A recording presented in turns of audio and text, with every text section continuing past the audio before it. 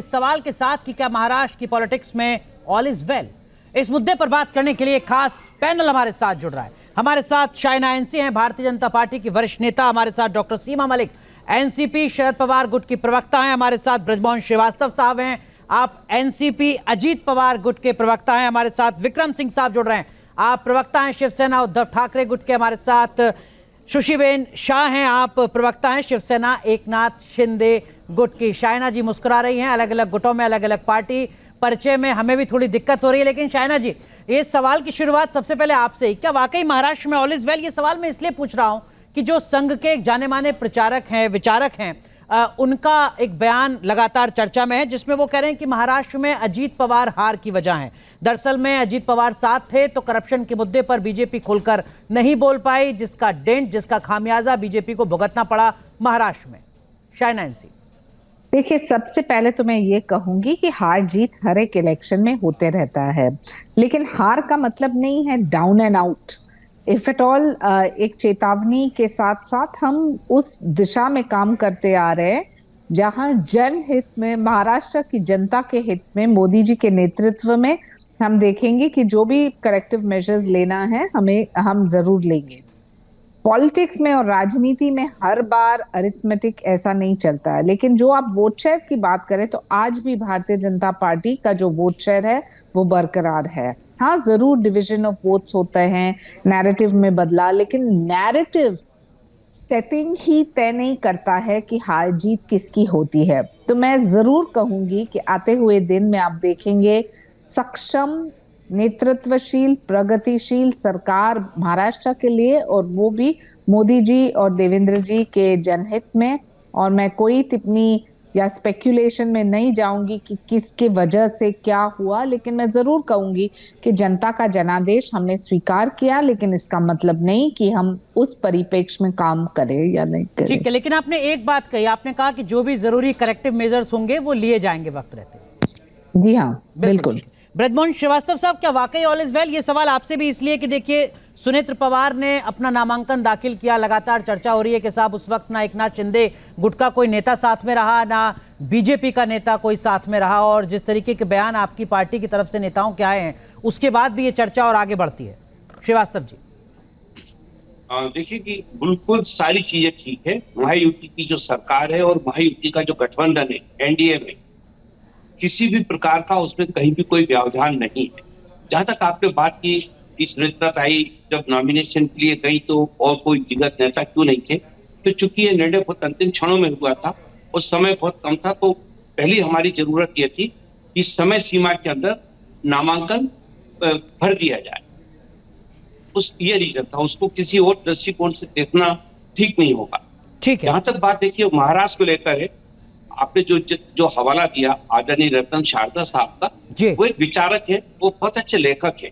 यदि उन्होंने किसी बात को महसूस करके लिखा है तो वो हम सब लोगों के लिए भी एक संदेश है कि हम अब उन सारी चीजों को ठीक करें, बेहतर तरीके से करें, क्योंकि अभी हमारे पास समय है। तो ये तो मैं इसे एक बड़ी उपलब्धि मानता हूँ कि एक समझदार व्यक्ति ने यदि कोई मुद्दा उठाया है तो उस पर हम लोग सामूहिक रूप से बैठकर उन सारी चीजों को ठीक करने का काम। लेकिन श्रीवास्तव साहब, जितनी सरलता से आप कह रहे हैं सर, सहजता से ऐसा है नहीं। अगर ऐसा होता तो छगन भुजबल भारतीय जनता पार्टी को उत्तर प्रदेश की हार की याद ना दिलाते, वो महाराष्ट्र का ही सिर्फ विश्लेषण करते।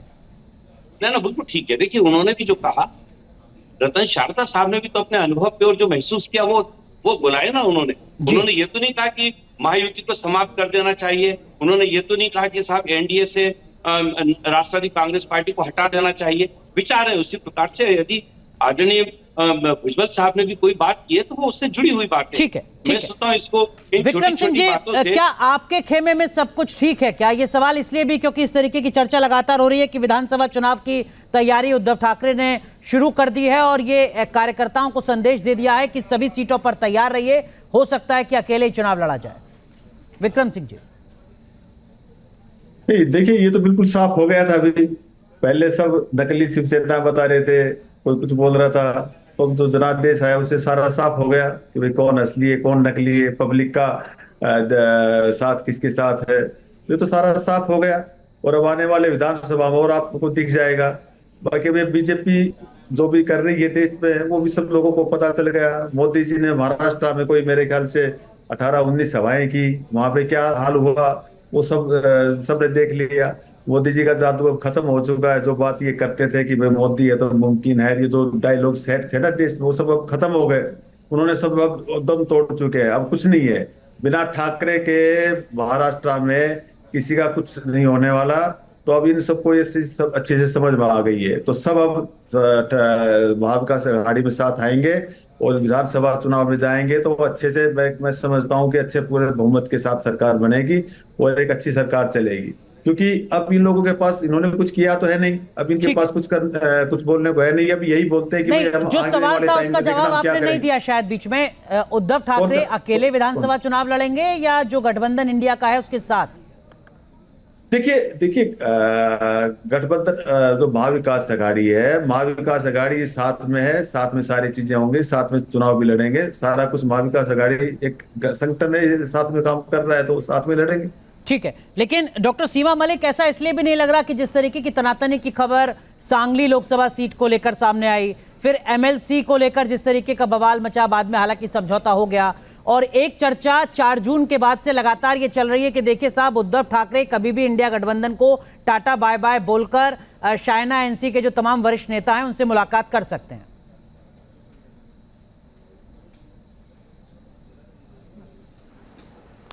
देखिए, ऐसा कुछ भी नहीं है, और ये चीज़ें होती हैं, कुछ भी आप मतलब बोलने के लिए तो कुछ भी बोला जा सकता है। और बड़ी आज भी उनकी सांसद हैं, उन बहुत क्लियरली बोला ये बात कि हम जो है इलेक्शन जो है हम लोग वहाँ विकास आघाड़ी के साथ ही लड़ेंगे और बड़ी मजबूती से लड़ेंगे हम सब मिलके।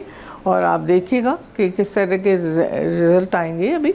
और अच्छा, मतलब मुझे लगा है सब कुछ अच्छा ही हो रहा है और बहुत अच्छे देखिए जिस तरह के मतलब नतीजे आए हैं, शायद मेरे ख्याल से हर व्यक्ति उससे खुश है।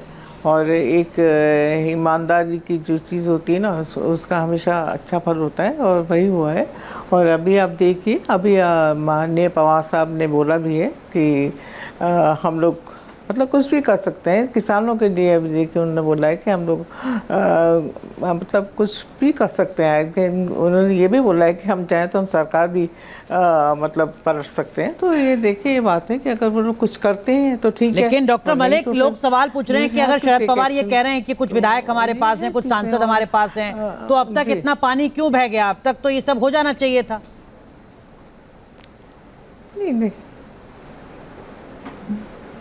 नहीं, देखिए, ये सवाल जो कुछ भी होता है वो एक टाइम से होता है और वो टाइम से ही होगा जो भी होना है। ठीक है, और जो भी ठीक है, देखते हैं। लेकिन शायना एनसी, आप सुशीबेन शाह आपके पास भी आऊंगा। शायना एनसी, आपको लगता है कि उद्धव ठाकरे के लिए लोकसभा चुनाव वाकई कोई बड़ी उपलब्धि रहा है?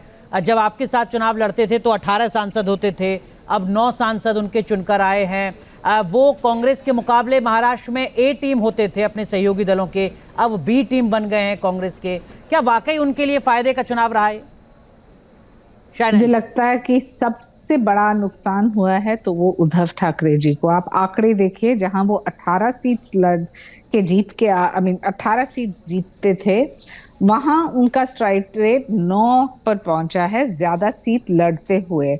लोगों ने उनको स्वीकार नहीं किया। और जो आप एक वोट बैंक की बात करें तो बरकरार रूप से सिर्फ एक मुस्लिम दलितों को पहुंचना या ये एक चलाना कि देखिए, जो आपको भारतीय जनता पार्टी के खिलाफ वोट करना है तो हमें वोट कीजिए, तो भी उनका वोट शेयर इतना कुछ खास नहीं, 4% है उनका वोट शेयर।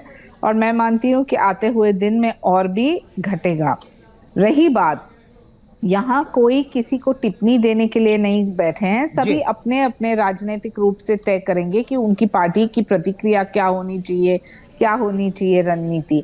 लेकिन मैं स्पष्ट रूप से आपसे एक चीज कह सकती हूँ, भारतीय जनता पार्टी का जहां भी संघर्ष करना पड़े हम जरूर करते हैं। आप देखिए, जो हमारा संघर्ष रहा तेलंगाना में, उड़ीसा में, आंध्रा में, केरल में, वहां क्या प्राप्ति हुई है।